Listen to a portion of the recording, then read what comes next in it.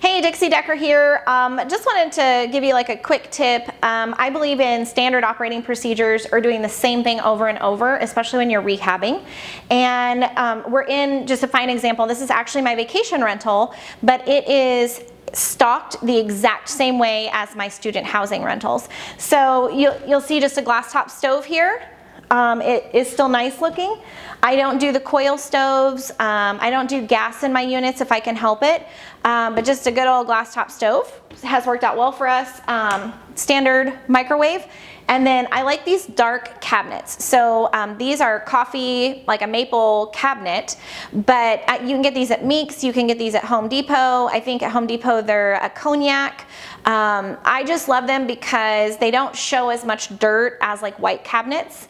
I know that sounds bad, but when you're renting or turning over property, you just don't want to open yourself up to more work. And if you're changing cabinets all the time and you ever have a door break or anything like a drawer, you have more challenges remembering what was in each house to replace it. So just stick to one thing and it works. Now, if I was retailing high end, I'm going to go with something different.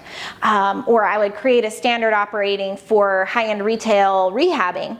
But for me, for my student housing, my VRBOs, I kind of go with the same product all the time. I go with the same granite. I have 3 choices at my wholesale granite store. This is one of them. This is the brown.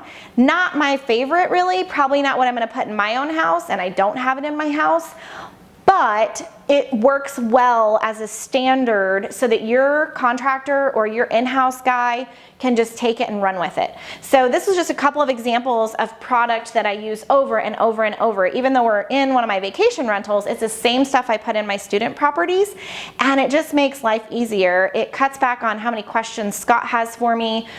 He's not waiting for me to pick something out. Like if you have ever worked for a homeowner or you've built for a homeowner, it's just like pulling teeth to have them make a decision over what kind of light do they want or countertops or whatever.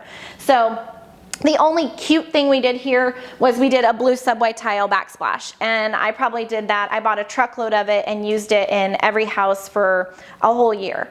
But then we just went with, we're like, okay, that's too expensive. We can go with something cheaper and make it standard. So we did end up changing that, but we do it on a global scale. So just a couple things I wanted to point out, that we do really nice stuff in these student housings along with the vacation rentals, but it's the same thing every single time when we're rehabbing.